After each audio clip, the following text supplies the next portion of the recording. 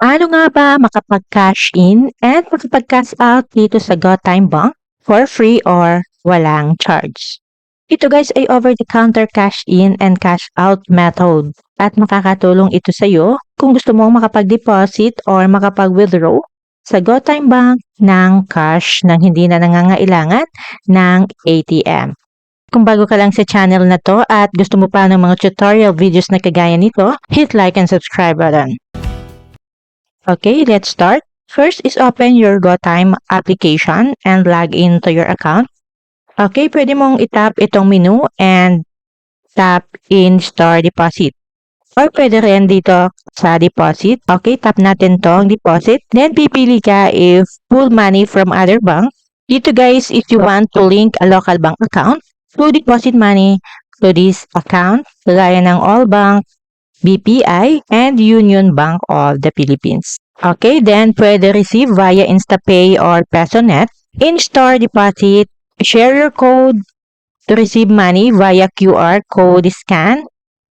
Receive money from abroad, request payment. Dito guys, sa request payment, if you want to ask for a specific amount from anyone with a GoTime account and check deposit.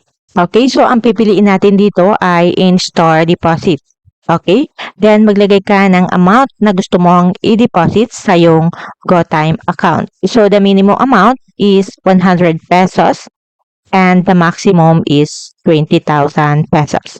Okay, so gusto kong i-deposit ay yung minimum amount lang na 100 pesos. Okay, type the amount you want to deposit.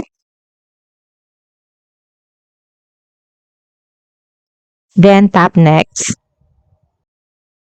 Then pipili ka ng partner store na malapit sa iyo. Pwede sa Robinson Supermarket, Shopwise, The Marketplace. Ito po guys ay may up to 15,000 pesos free of charge. Pwede sa Robinson Easy Mart, Robinson Department Store, Spasio, and Toys R Us up to 5,000 pesos. Okay? Then Robinson Appliances, South Star Drug na may up to 3,000 pesos. And Robinson Handyman up to 2,000 pesos. Dito sa True Value up to 1,500 pesos. Dito guys sa in-store deposit na mga nabanggit ko, the first 2 times a month ay free of charge. At pagkatapos mong gamitin yung first 2, yung pang third time onward ay may small charge of 0.5% of your total deposit amount each month. And except sa 7-Eleven na may 15 pesos fee up to 20,000 pesos.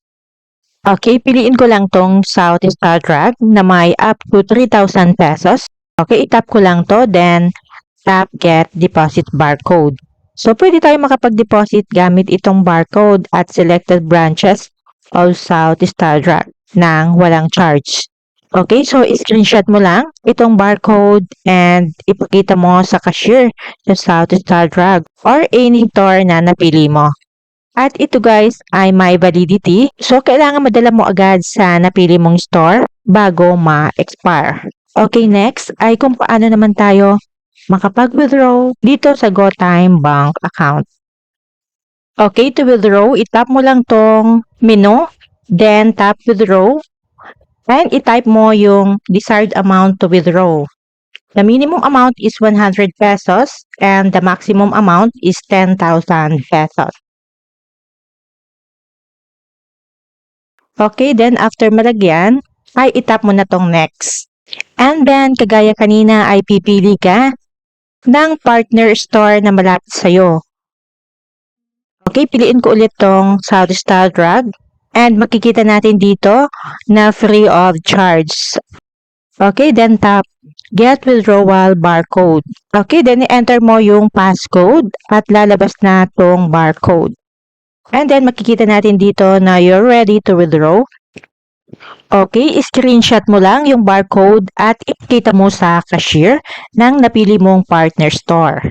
And huwag mo lang kakalimutan na ang barcode ay may validity and kailangang maipakita mo sa cashier bago ma-expire yung barcode. Okay, so ganun lang po kadali makapag-cash in at makapag-cash out dito sa GoTime Bank account. And I hope na nakatulong itong video sa inyo. And thank you for watching.